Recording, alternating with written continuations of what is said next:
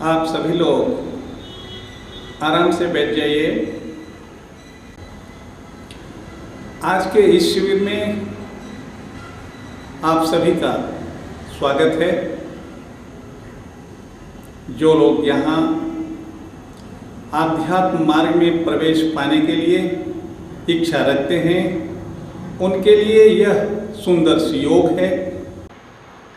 यह कार्यक्रम समाज कल्याण के लिए योग सेवा केंद्र की तरफ से प्रस्तुत किया जा रहा है। आपकी समस्याएं, शरीर से संबंधित रोग, कष्ट अथवा पीड़ा, मन के तनाव, मन के रोग अथवा आध्यात्मिक चेतना से संबंधित हो सकते हैं। आप स्वयं अपनी समस्याओं का कारण खोज पाएंगे तथा उन्हें दूर कर सकेंगे। हर सच्ची बात तुम्हें कहीं ले जाएगी, ऊपर उठाएगी। मन से अंधकार मिटेगा, अज्ञानता मिटेगी, लोभ और लालच मिटेगा। तो इस संदर्भ में आप यहाँ जो सुनते हो मेरी बात, ये बातें शरीर से संबंधित, मन से संबंधित कष्टों से, रोगों से मतलब रखती हैं। ये जो हमने परमात्मा, अध्यात्म, योग ये विषय बताया, ये सारे विषय तुम्हारे अंदर में छुपे हुए लोभ, मोह, माया, चोरी, बेईमानी, इससे जुड़े हुए हैं। अगर अपने को इधर से सुधार लेते हो तो शरीर भी स्वस्थ हो जाएगा, निरोग बन जाओगे। ये कैसे? तुम अपने को अभ्यास में लाकर देखो क्या परिवर्तन आता है। जो बताते हैं उस मार्ग पर चलकर इसका लाभ हर व्यक्ति को लेना चाहिए। यहां जो हम अभ्यास सिखाते हैं शरीर का, शरीर के ही माध्यम से हम उस परमात्मा तक कैसे पहुंचते हैं ये सिखाते हैं। परमात्मा बाहर में कोई खोज की वस्तु नहीं है, हमारे अंदर है, किंतु हम जानते नहीं, समझ नहीं पा रहे हैं। वही समझाना मेरा काम है, वही दिखलाना मेरा धर्म है, वही मेरी शिक्षा है। जब आपकी अनुभूति उस परमात्मा तक पहुंच जाए, आपको अनुभूति होने लगे, तो आपका मोह माया अपने आप मिट जाए। आप आनंदित और सुखी हर समय रहोगे। तब ये आसन और प्राणायाम और ध्यान की भी आवश्यकता नहीं रहती। ये तो बिगिनिंग स्टेज की बातें हैं। जब हम कहते हैं ये आसन करो, प्राणायाम करो, ध्यान करो, एक ज्ञानी पुरुष के लिए कुछ आवश्यक नहीं है, लेकिन ज्ञान तक पहुंचने के लिए आवश्यक है। जो कुछ ज्ञान में सुना, समझा, वो इन्हीं माध्यमों से अनुभव करोगे। बिना इन क्रियाओं को जाने ज्ञान की सुनी हुई बातें अनुभव में नहीं आती। जैसे मन क्या है, आत्मा क्या है, बुद्धि क्या है, विचार क्या है, विवेक क्या है, अभी तुम्हें कुछ अनुभव नहीं है। हम उन्हीं बातों का अनुभव कराते हैं, एक एक चीज को, कि ये तुम्हारा स्थूल शरीर निर्जीव है, मन एक सूक्ष्म शक्ति है, आत्मा और बुद्धि, मन के ऊपर बुद्धि का राज्य है, ये भी स्थूल ही मानी जाती है। और इन सबके ऊपर सूक्ष्म आत्मा जो हमेशा केवल देखती है, कुछ करती नहीं। आत्मा कभी कुछ नहीं करती, कराती है और देखती है। अगर तुम्हें परमात्मा के विषय में कोई मंदिर देखना है तो हमारे उड़ीसा में आओ। उड़ीसा के मंदिर देखकर तुम समझ जाओगे कि परमात्मा क्या है। बहुत विशाल मंदिर, समुद्र के किनारे मंदिर, बहुत बड़ा, काफी बड़ा, चारों तरफ संभोग की मूर्तियां लगी हुई हैं। तुम घबरा जाओगे कि मंदिर है, यहां कोक शास्त्र पढ़ाया जाता है। चारों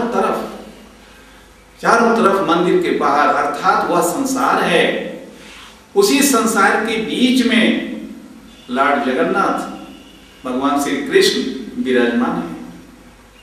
हमारा ये शरीर भोगों के लिए है, इसी शरीर के अंदर वह परमात्मा बैठा है।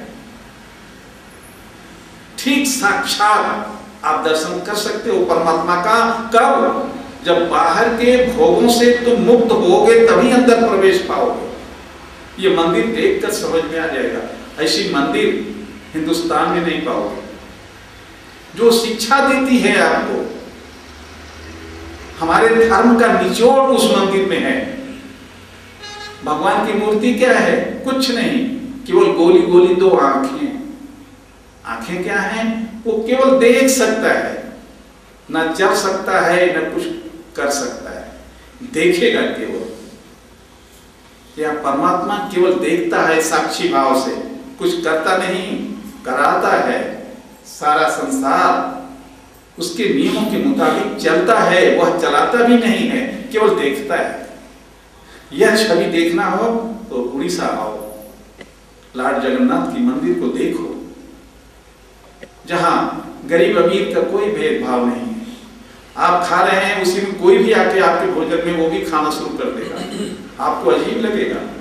कहीं हिंदुस्तान में नहीं पाओगे। एक ही बर्तन से वो पीने का पदार्थ यदि दे रहा है तो 1000 आदमी को एक ही बर्तन से पिला रहा है, धोने मांजने की जरूरत नहीं। सबके साथ इतना आपसी प्यार आप कभी ना सुने होंगे, ना देखे होंगे। एक बार लॉर्ड जगन्नाथ के दरबार में पहुंचो तब समझ में आएगा ये सच्चाई। तो मंदिर ऐसी हो जहां से कुछ शिक्षा प्राप्त हो। तो इन सारी शिक्षाओं का एक उद्देश्य, तुम्हारी अज्ञानता समाप्त हो, तुम्हारे अंदर ज्ञान हो, तुम निर्बल, कमजोर, रोगी, दरिद्र, लोभी ना रहो।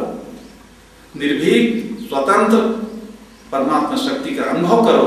स्वतंत्र रहकर, निर्भीक रहकर सारे आनंद का भोग करो। ये मुख्य उद्देश्य है। उसकी शिक्षा हम स्थूल रूप से शुरू करते हैं योग के अभ्यास से। यह योग का अभ्यास हमारे धर्म का एक स्तंभ है। हम अधर्म की बात हम नहीं कह रहे हैं, हम धर्म की ही बात कह रहे हैं। आपको यह आज तक नहीं पता होगा कि हिंदू धर्म योग पर खड़ा है, क्योंकि आपको अध्ययन नहीं है, ज्ञान नहीं है। मैं समझाता हूं, इन बातों को देखो, जानो कि 6 दर्शनों में यह भी एक दर्शन है, योग दर्शन। इसलिए इसको छोड़ा नहीं जा सकता। आज युग है योग दर्शन का। कभी कपिल मुनि का सांख्य योग चमका था जब भगवान कृष्ण थे। 6 दर्शन अपनी अपनी जगह पर आवश्यक है, कोई दर्शन एक दूसरे से कम नहीं है। यह दर्शन ऐसा दर्शन है, योग शास्त्र, जहां शरीर स्वस्थ रहेगी, निरोग रहेगा और परमात्मा दर्शन होगा। और जो सांख्य योग है कपिल मुनि का, वो कहते हैं ये शरीर नश्वर है, नाश होने वाला है, इसकी परवाह मत करो। दोनों में फर्क समझ लो। शरीर के बिना कौन सा परमात्मा, कौन सा ज्ञान। योग कहता है हमें शरीर पहले चाहिए, लेकिन सांख्य योग कहता है शरीर नश्वर है, इसकी परवाह मत करो, परमात्मा को देखो। यह संभव नहीं है व्यवहारिक रूप से। हम रोगी रहकर परमात्मा को नहीं समझ सकते, नहीं देखना चाहते। पहले हमें आनंदित होना चाहिए, निरोग होना चाहिए, तभी हम सुखों का भोग कर सकते हैं। इसलिए योग ज्यादा प्रचलित है और आगे भी रहेगा। आज से 30-40 वर्ष पहले हमारे गुरुजी ने एक बात कहा एडवांस में कि आज से 20 साल के बाद योग का इतना प्रचार हो जाएगा कि पूरे विश्व में हर आदमी योग को जानेगा। अब ठीक वही 20 साल के बाद आज के युग में हर आदमी योग को जानता है।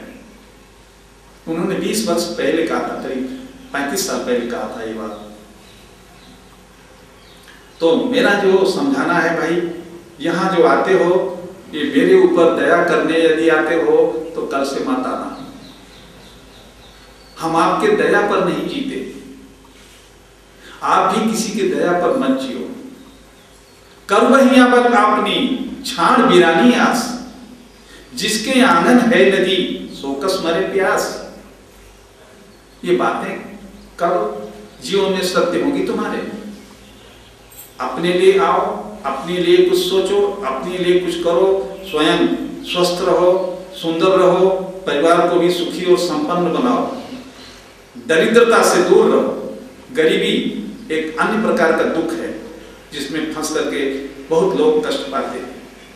यह मानसिक दुर्बलता का एक लक्षण है। वो कैसे मिटेगा? पहले मन को मजबूत करो, यहाँ के निर्देशों का पालन करो, सब मिट जाएगा अपने आप।